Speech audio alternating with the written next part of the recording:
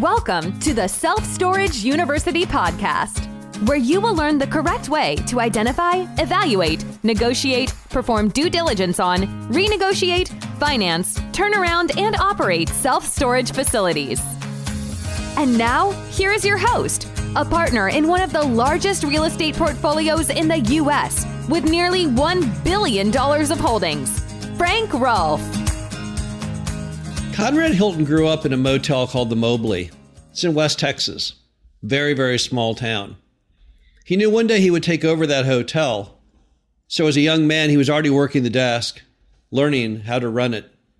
But he was very unhappy.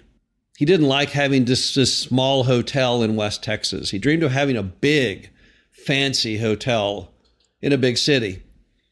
So his mother asked him, "Conrad, what's wrong with you? You act depressed. You've always been a really, really happy person, and suddenly you're sour.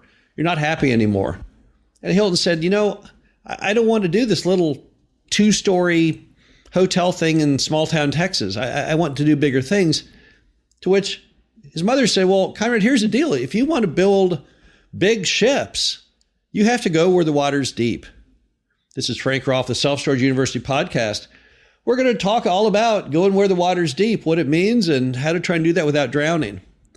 Now, in Hilton's case, those words almost killed him because he took his mother's idea that you have to go where the water's deep, and he decided he would no longer be a hotel keeper in small town Texas, that he'd instead go to the big city. So the first place he went to Dallas, and he built Dallas's first fancy high-rise hotel, and he got that all done right in about 1928, 1929. He then, off that hotel, which seemed to go over so well, it was a roaring 20s, he went on and built another and another and another and another, borrowing money on everyone, thinking he was making millions, happy as could be, and then came the Great Depression.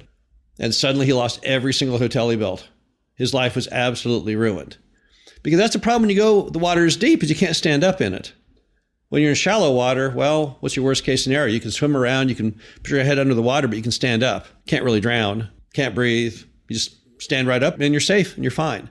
And that's how it was back at his little hotel called the Mobley down there in West Texas. Not a care in the world, no debt on it. It was all fine. He could have stayed there. He could have built wings on that hotel. He could have built other little 1-story, 2-story motel shack-like things in West Texas and never suffered all the degradation and danger he did by going to the big city, trying to build big stuff. However, there's two morals in that as far as self-storage facility industry is concerned. The first one is the markets that you hit. Now, again, if he'd stayed in a smaller market, he would have been fine. But he couldn't have built those big hotels, but the market would have been much more stable. In fact, Mobley today is actually still around. It's the tourism department for that town out in West Texas. So that one still survives, whereas most of his other hotels are long gone. So there's just more of an element of danger when you're in the big city than when you're not in the big city. And I see that true in self-storage all the time. You look at all of those facilities that are 100% sold out, everything's stable, running perfectly, everyone getting paid.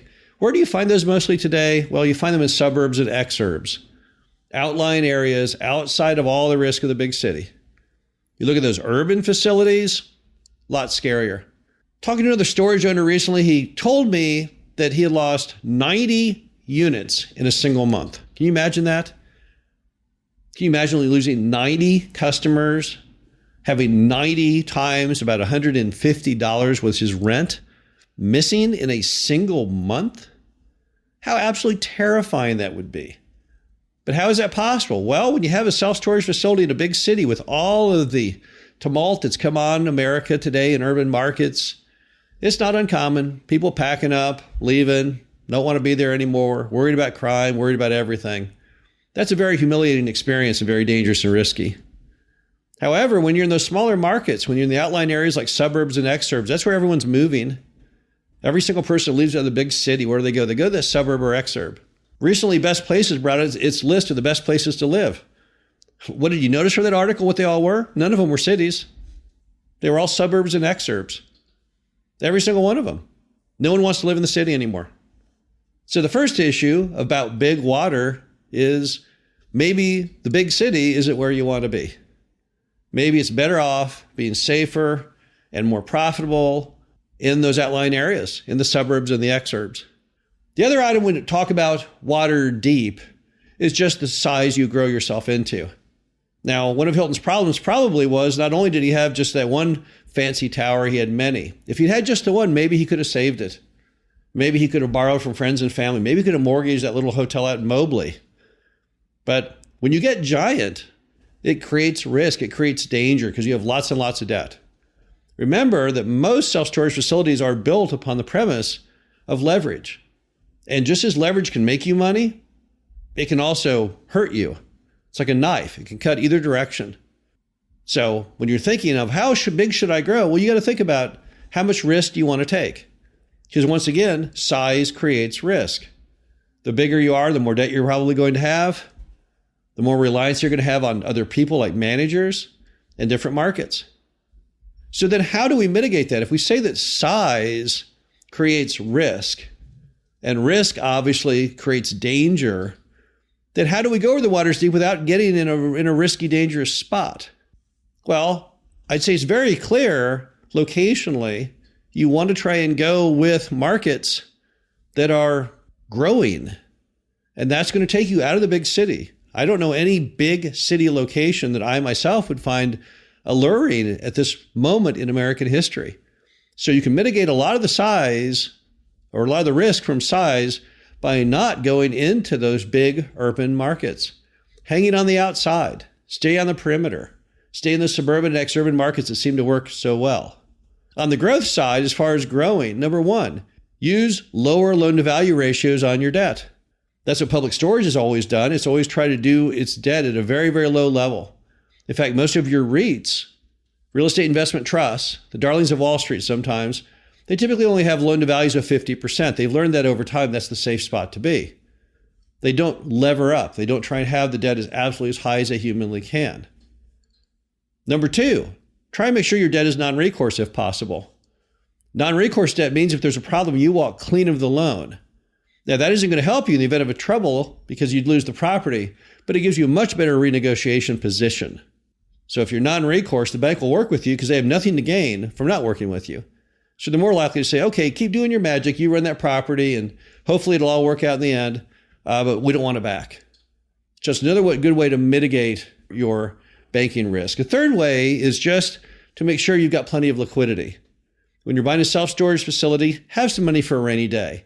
Have perhaps just at least 1 month of revenue in the bank. So if all your customers should miss their payment for 1 month, you'd have a little money left around. There's no problem. There's no shame. There's no danger in having a financial partner. If you need more capital to feel good and safe with what you're doing, or to buy that property, then go get a partner.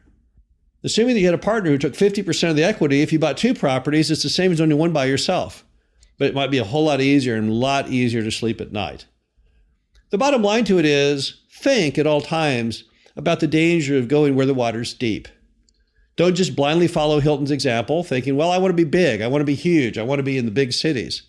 That's not always the right decision. And believe me, if Hilton was here to tell you about it, he would agree.